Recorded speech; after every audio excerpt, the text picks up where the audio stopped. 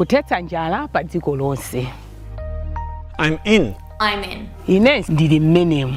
First things first, it's not just about food. Kunena zoona si nkhani ya chakudya. It's about people. El hambre es un problema humano. Ndipo kuithetsa kwake ndikofunika kusintha momwe dziko likugwirira ntchito. Tikunena zopititsa patsogolo moyo odzilemekeza. आत्मनिर्भरशीलता खुदामुक्ति. Standing up for justice. Taking courageous actions in the face of hatred and oppression. Kulimbikitsa kuthetsa maukwatana. Naripoti changshita bondovo. Kulolerana kundale ndi zikhalidwe. Stewarding our natural environment. Using sustainable farming methods that are resilient to climate change. Tikunena za kuphunzitsa komanso kuonetsetsa kuti aliyense ali ndi mwayi wophunzira. Amra jani, amra poripurno. Amra shomanungshida. Kuzindikira kuti munthu aliyense ali ndi luso, udindo ndi kuthekera kuti akhale odzidalira. Kutenga mbali pothetsa njala ukusonyeza umodzi wathu. Unleashing our human spirit for the world we want. Dziko lomwe mkazi, mwamuna ndi mwana akukhala moyo wathanzi odzidalira ndi odzilemekeza. Being part of this global movement to end hunger is life-changing. Juntos vamos a hacerlo. Together we will do this.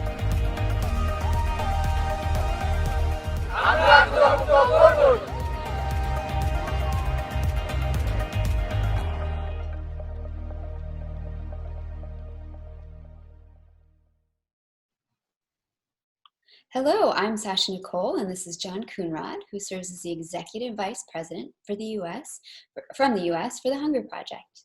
Today, John will share with us about the work the Hunger Project is doing in 23 countries to help communities envision a future of their own making and strive towards sustainable end of hunger. The core belief at the Hunger Project is that every person has the right to be the author of their own development. I'm sure you will find the impacts of his work to be very inspiring. So thank you for being here today, John. Thank you for having me, Sasha. Yeah.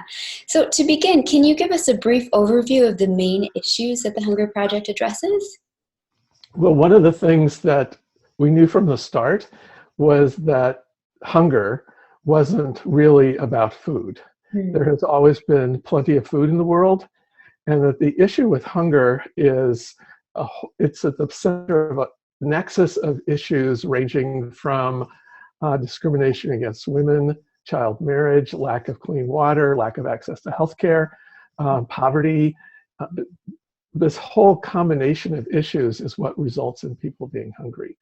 And so we took that on. That's really a human issue. It's not a food issue. It's really a social issue, and it's a political issue. And so how do we tackle that? So we really started from 2 points, and then yielding a commitment to ending hunger, not just ameliorating it, and a recognition that hunger was at its essence a human problem. And in your approach, there are 3 main pillars that you use to carry your mission. So can you share a bit more about that? Yes, these evolved over time. I mean, everything has been a learning journey here, but as they evolved into these 3 pillars, the first is that you really have to start with women. Okay. Then you have to mobilize everybody, and you have to get local government to work. Okay. Why is starting with women so important? Well, you know, Mahatma Gandhi, on the day he died, left behind what he called his talisman. And he said, think in the face of the poorest person you've ever seen and ask yourself whether the action you contemplate will restore that person to control over her own life and destiny. The that sense of human dignity, which is so systematically denied women in particularly these very conservative rural communities around the world, is got to be the starting point. Women are doing most of the work. They're scratching out a living on marginalized land. They probably have no access to healthcare, no access to education, and they are, doing their best, but they have no voice in the decisions that affect their lives. So it's a systemic problem. You have to transform her environment. And she's the one who knows how to do that. She knows what she needs. Basically, she needs everything, and she needs it in one place. She doesn't want to walk 5 miles to get her child to the doctor. She doesn't want to have to walk another 5 miles to get clean water, another 5 miles to get firewood to cook food, another 5, she needs my colleagues in each of the countries where the Hunger Project works have been very good at listening to these women, and they are the backbone of society. So how do you transform her environment so that she and her family can thrive? Excellent. And you mentioned this already, but what does it mean to mobilize communities, and tangibly, how does that unfold at the Hunger Project? So the way that we work also has evolved. And we learned from a lot of Gandhian and other kinds of community organizers who've been around for 100 years that people living in abject poverty have been convinced through lots of hard experience that this is their destiny, that they were born poor, that they will die poor, and also that they're waiting. They've been told by their governments that the government will rescue them, and the government never does. So there's this dependency and deep resignation that sets in. People are therefore convinced they can't improve things. So it has to start with an awakening process. People need to discover their own power to make change, and that needs to be strengthened over time as they build more and more confidence. So that's a big mindset shift that has to happen to have communities able to take charge of their own development. And when you think of the issues, it's really only the people in that community that can solve them.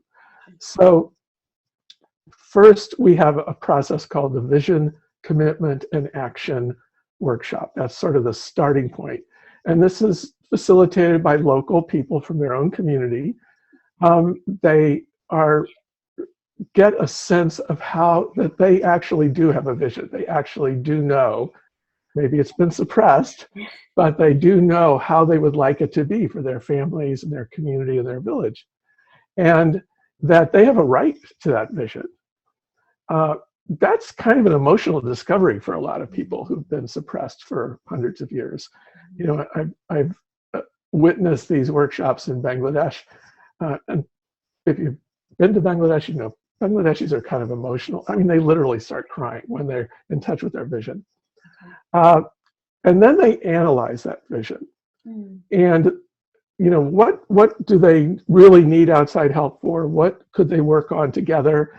And what could they start working on just themselves, just today? And they sort of make check boxes in these categories for each of the things they want in their vision. And they discovered, almost all of this we could be working on today without anybody from outside. Wow.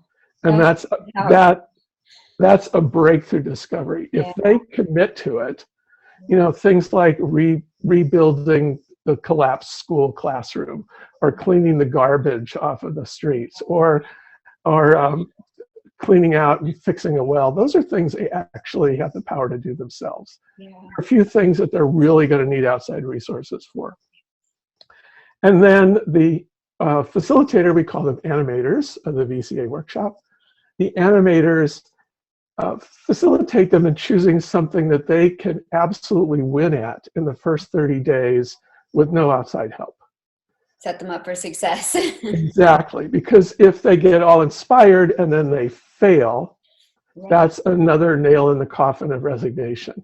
So this is a deep human change process. People get awake to their own vision, they take a stand, they commit to achieving it, and then they do it. They take action and succeed. And that builds, first they start with smaller projects, but then their ambitions rise pretty much. And so step by step by step, people reclaim what people call their agency. They discover that they can make change in their community, and then they become unstoppable. Yeah. That's fantastic. I love the way that you set them up for success, and because I think it's true. There's this pivotal juncture where theory and practice meet, and if that's not done well, then it doesn't work. So I think that sounds really, I don't know, that's very well defined, and I'm very impressed with the way that was laid out. Thank you for that. And okay, we talked a little bit about, but if you have anything more to say, why it's so crucial that this work is led by the communities. Well, we have just been living through COVID, and during COVID, there are organizations like ours that are completely led by local people, and where local communities are driving their own change. And there are organizations where there are people who've come in from the outside. Well, with COVID, all those outsiders were pulled out of those communities. And if where possible, community leaders step forward to protect their own neighbors. And so that's a perfect example. And I've told a lot of my friends who work in the organizations that send people in, I said, yep, these community leaders have stepped forward. They're looking for support. They're looking for information. They want collective voice with their own government. How can we provide that through Zoom calls and things like that? So I think, one of the leaders in our field recently said at a conference that the COVID-19 has set back development goals by a decade. Oh, wow. And it has probably accelerated the transformation of development by a decade. Huh. Okay, so we're on track? Is that what that means? Well, what it means is that a lot more people now recognize that community leadership is the name of the game, that communities can and must lead their own development, because that's the only thing that's sustainable. If you set up a project that makes people dependent, that project is going to end someday, and then people fall back to where they were before. Even some of the best projects. I have visited areas that were written up, had been written up as these wonderful success stories 25 years earlier, and you go and visit those villages today, and they haven't even heard of that. That's not the reality whatsoever. So you really have to make sure everything you do is strengthening a sustainable system. Absolutely, yeah. And when you're working with different people on the ground, how does the Hunger Project go about engaging the development of prospective partnerships with the communities that you engage? Well, the communities, when a new country starts in the Hunger Project, say in Zambia, we just started in Zambia. One of the things that we, before we do anything else, we find the local leadership, who is the Mahatma Gandhi, the Wangari Maathai in the matter, who is the woman or man who is really going to fully embody this philosophy and make it happen, because it's an uphill battle. The top-down dependency approach to development is still the predominant patriarchal model, and we're about transforming that. So we need somebody who really can interact as a complete peer with people in villages, and can interact as a complete peer with government ministers. So it takes a while to find that person, and then they develop an advisory board of influential people in their own country who can help them know what works and doesn't work in different sectors like health and women's rights, etc.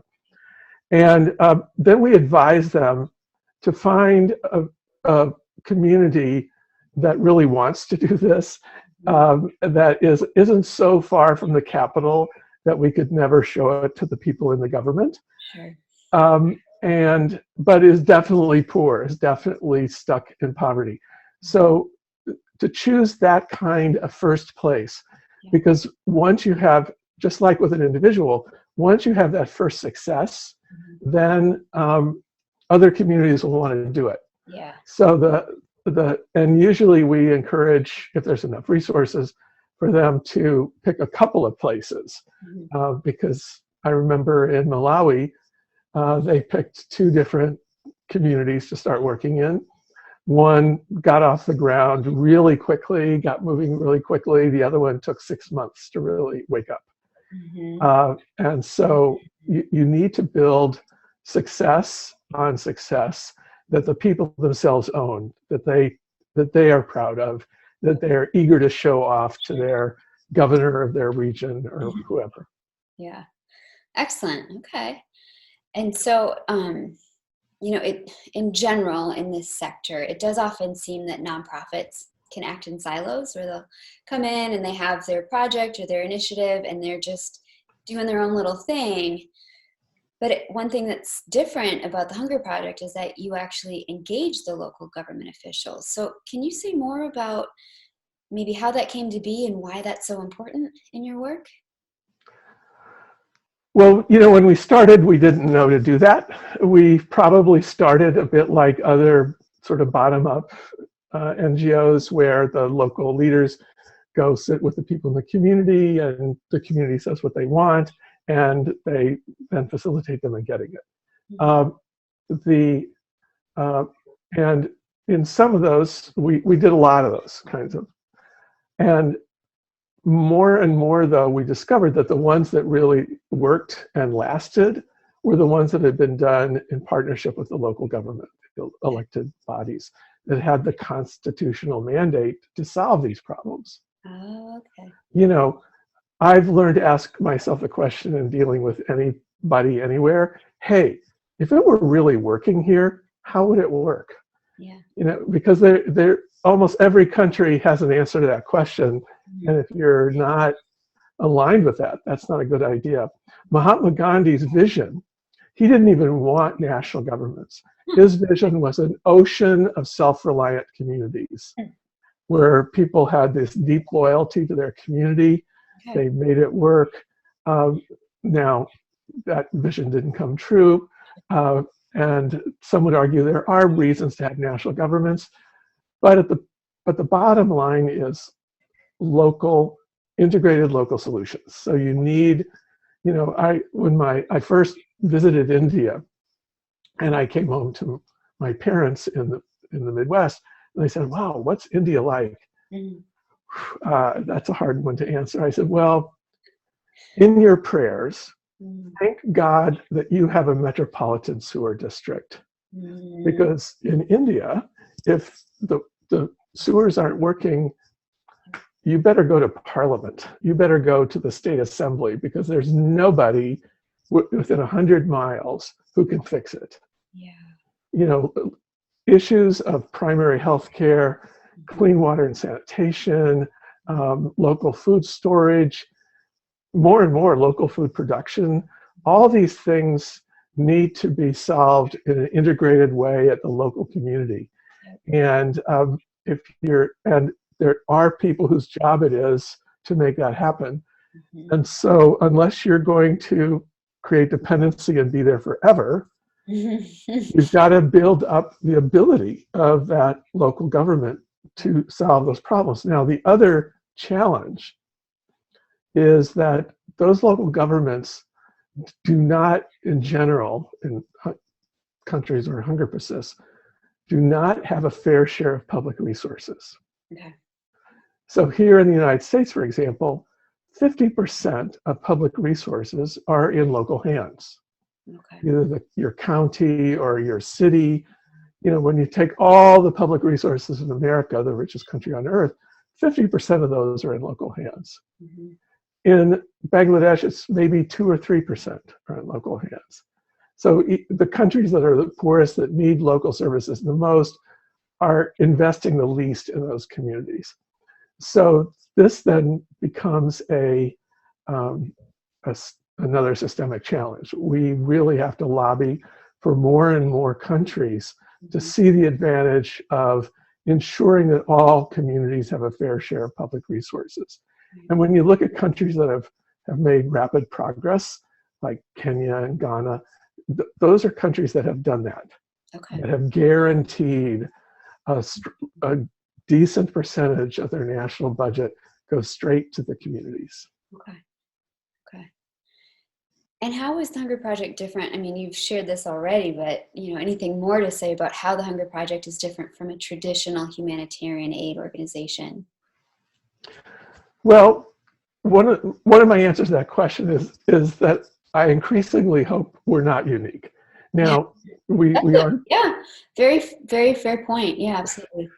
And in fact, this approach of community-led development has been successful in many emergence. We've worked in sort of stable, grinding poverty situations like India and Sub-Saharan Africa. But even in emergencies, this recognition that people do have capacities, they do have skills, they do have a vision that can be supported.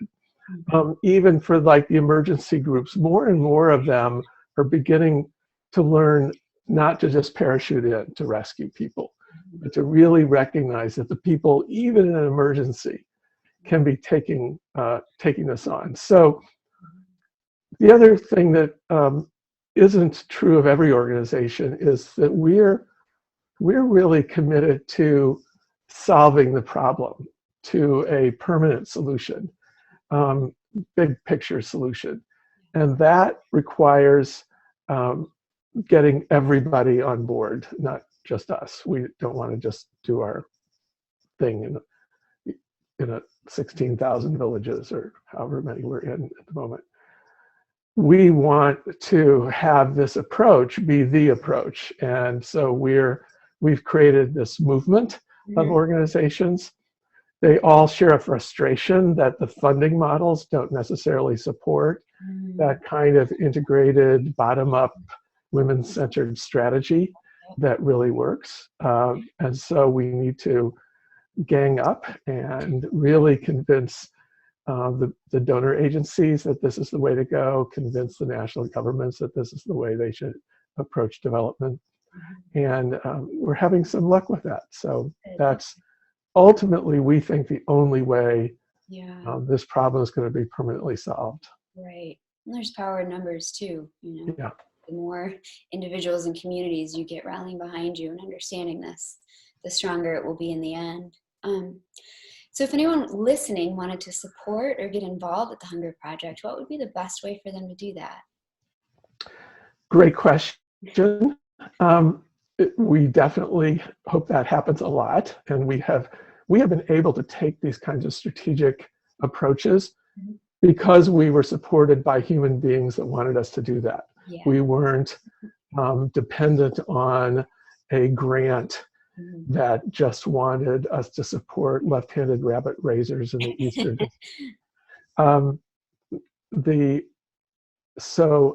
People who want to solve the problem and who want breakthrough solutions are the people who fund us. And people can start by going to THP, or the Hunger Project, thp.org.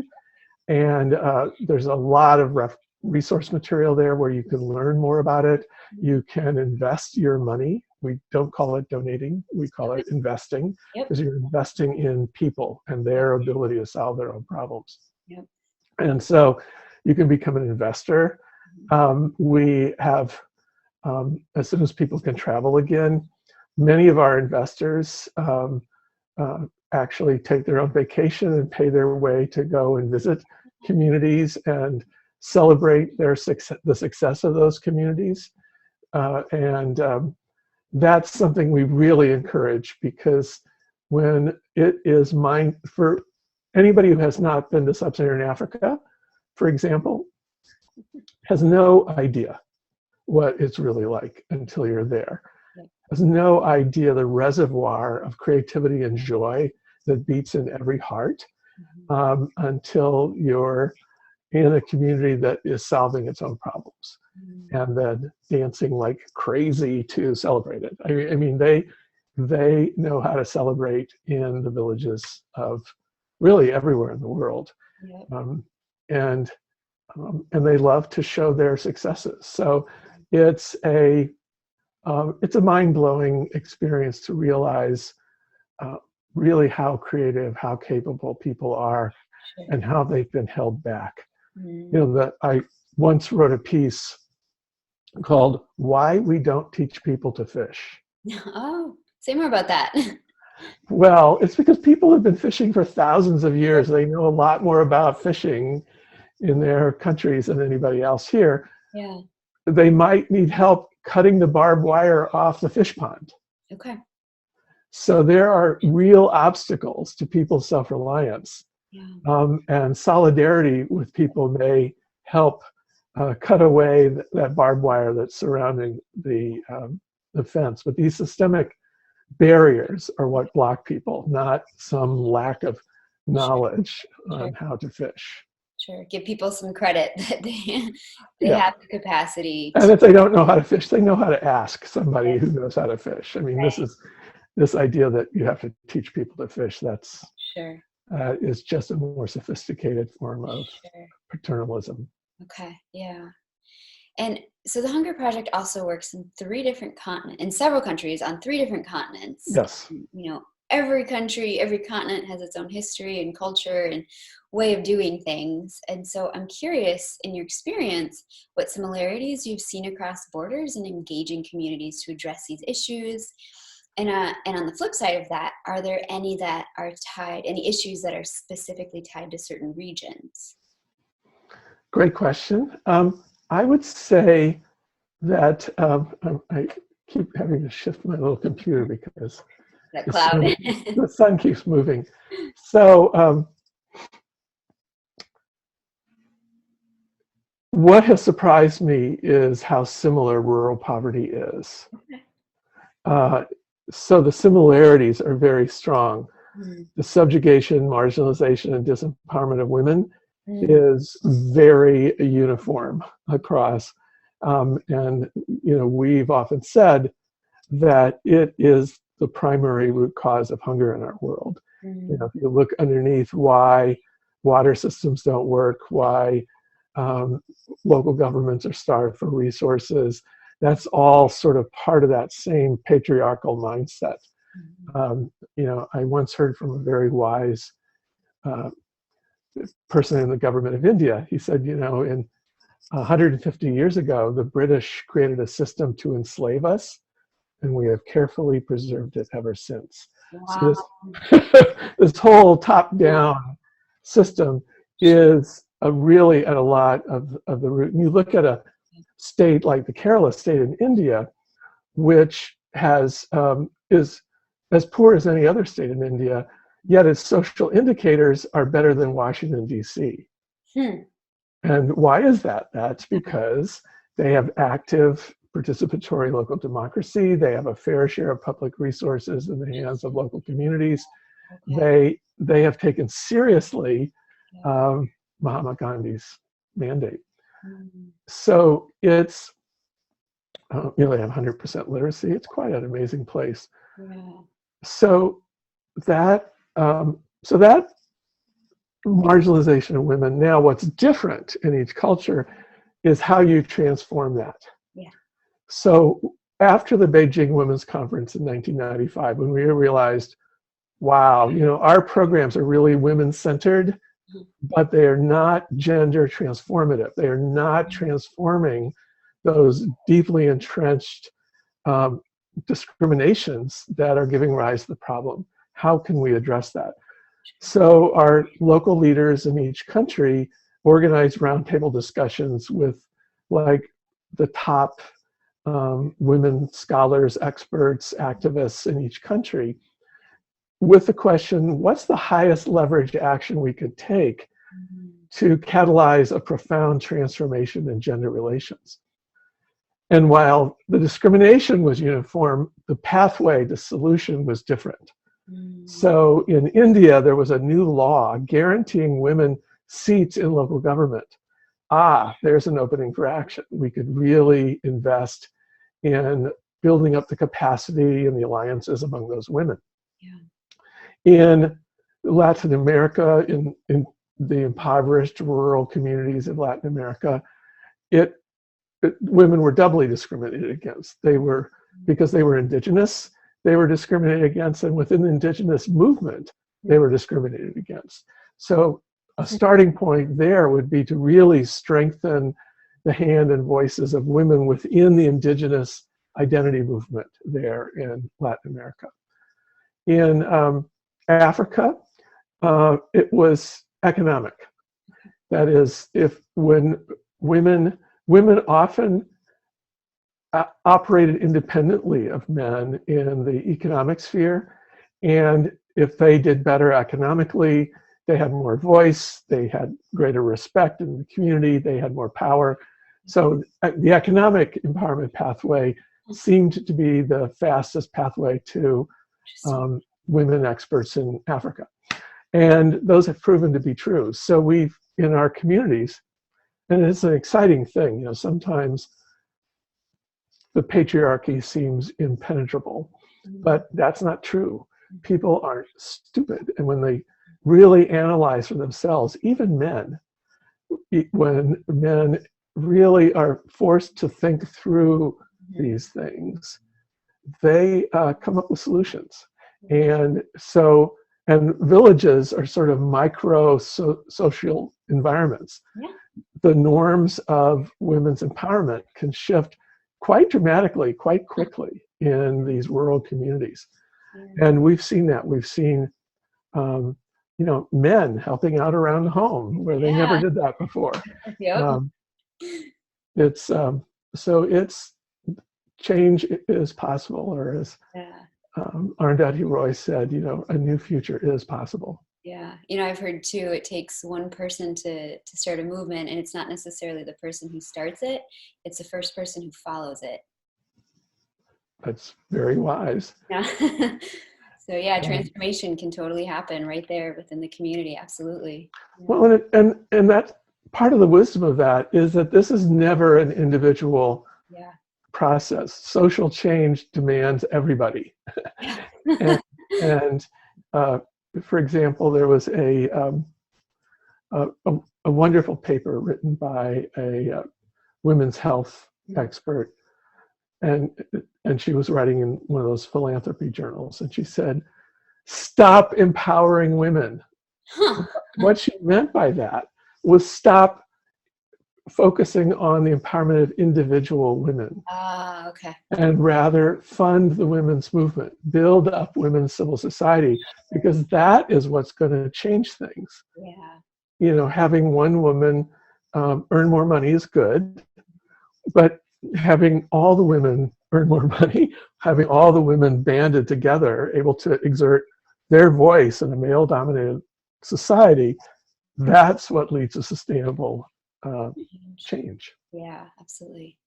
So kind of on that vein, you know, how do you measure impact? And what is your long-term success rate at the Hunger Project? What kind of metrics do you use for that? We use lots of metrics. And who owns those metrics are the communities. So what we want is for communities to be able to set and achieve their own goals. And that means having metrics that people really own. And we, right after the year 2000, we set up a framework for communities to set goals within. It turns out communities really don't like to collectively think on a blank page. They really like a framework like, okay, let's think about health. Let's think about education. Let's think about water supply. Let's think about, you know, food production and storage and processing. So these, within these frameworks, people set goals, and then they track their progress towards them. And in each community, we train animators that are specialists within the village of being able to do that. So we call it participatory monitoring, evaluation, and learning. And then they learn how to display that data back to the community. Well, if you've ever been a villager in a largely illiterate village and you want to explain a pie chart, that takes a little while, but it can be done. Okay. So, you know, we, like in Africa, we have this whole program of communities becoming sustainably self-reliant. That's the big goal. And to do that, they need to be achieving their own targets in a whole range of different areas. When they do that, that demonstrates to themselves and to us that they really are successfully leading their own development. Yep. Excellent. And can you tell me about a person or group that has touched you personally in your work? Well, you know, I worked a lot in India. That was really our first area where we started working. And there was a man there who was leading our work in the state of Gujarat. His name was Professor Ramlal Parikh. Ramlal was a amazing guy. He led the youth movement of the freedom movement in India's independence struggle. And he was and he was a true Gandhian. This guy, you know, Gandhi once said, you know, kind of don't ride a train if you can ride a bike, don't ride a bike if you can walk. You know, simplicity, simplicity. And Ramlal was a man who lived that way. But he fell in love with the Hunger Project. Here's this great hero of India's history, and he fell in love with the Hunger Project. And I asked him, I said, Ramlal, why the Hunger Project? You know, he said, well, a lot of the Gandhians I know, he said, have kind of turned into museum keepers. You know, the fire has gone out. Okay. And when I met the Indian Hunger Project people, I saw that fire was still alive in them. Okay. But he taught me so much. You know, he led our very first community-led programming, and he came up with a simple framework. He said, "Okay, here's what we're going to do: food for all, work for all, education for all, food for all, health for all." And so they had 4 committees working on those things. People who were passionate about each one joined those committees. These were very poor villages, and he said, okay, in 5 years, we're going to eliminate hunger from these villages. This is a cluster of 161 villages. And every single person, no matter how poor they were, they contributed money towards that. Like 1 rupee, which is like an 80th of a penny, or you know, a tiny amounts of money, but important to them because they were going to own their success. And he succeeded. They achieved it. And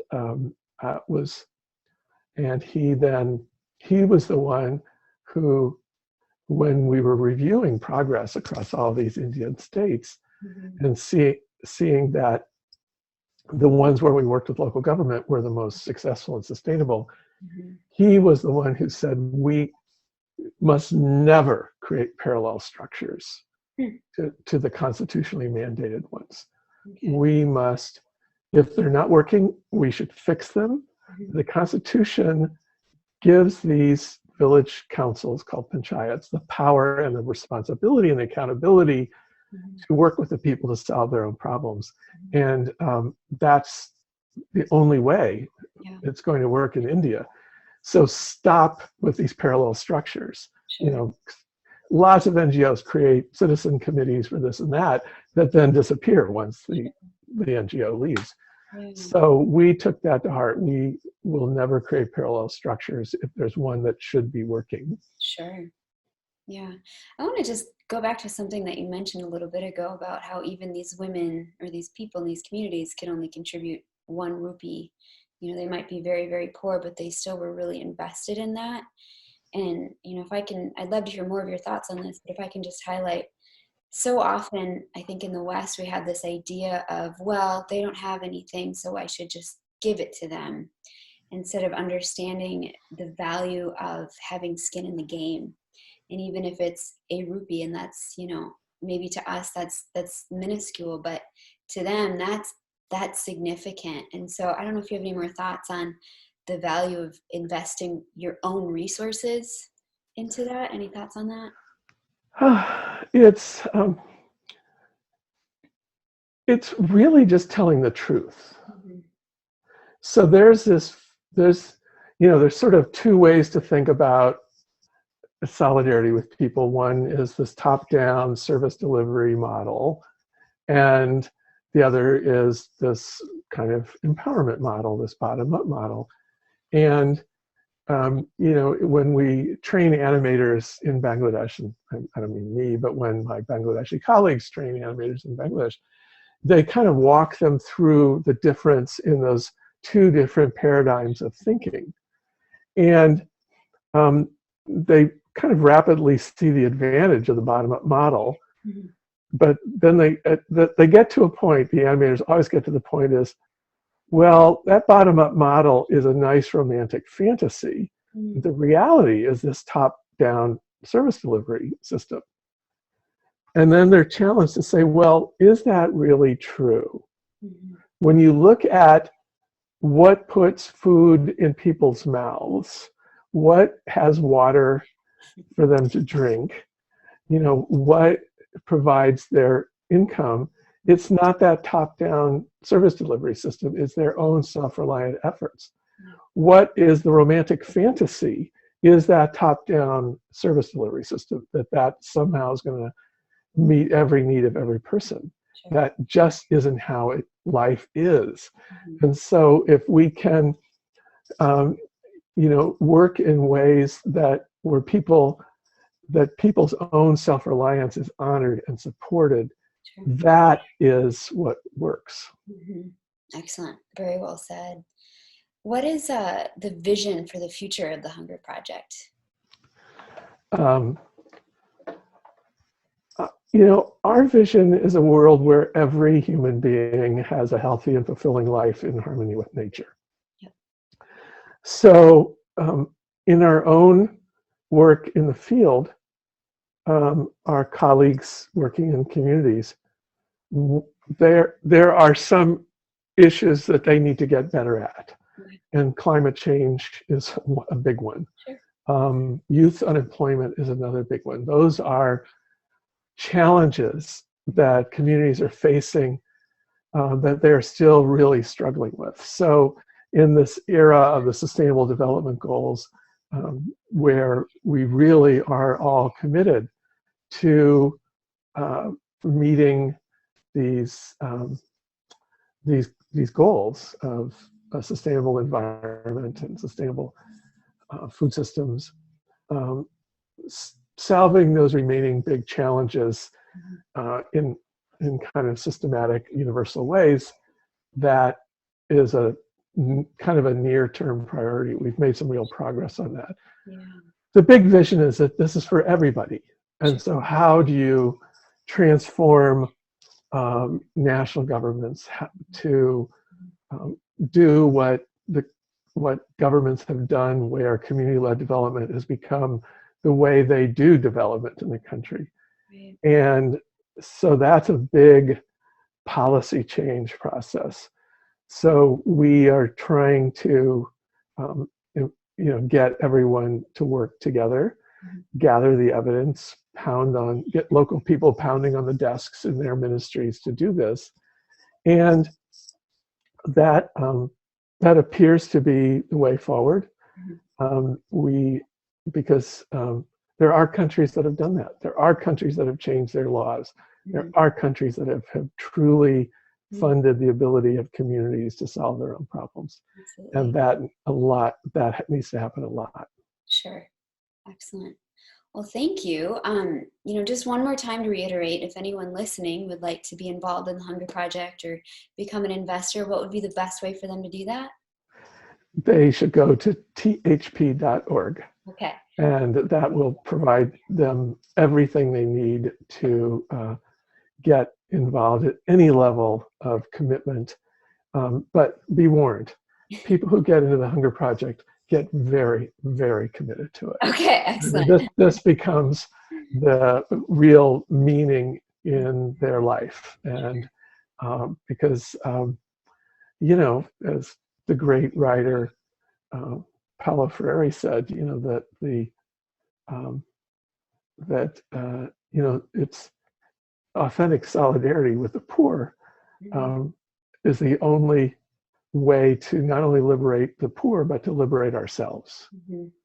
The wealthy, with all of our power to do terrible things, we lack the power to liberate ourselves. Only in solidarity with those meeting their most basic needs do we truly experience our own liberation. Sure.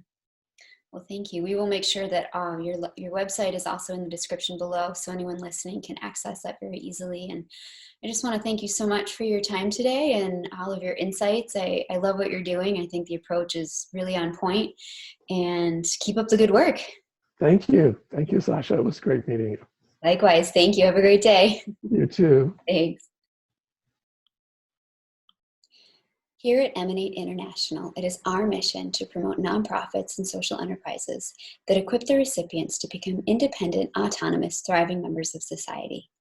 Indeed, the Hunger Project is certainly doing great work to equip leaders for sustainable change in their communities. If you enjoyed our discussion today, please be sure to hit the subscribe button and the notification bell so that you will be in the know for future inspirational conversations with other leaders who are making great gains in improving our world. Thank you.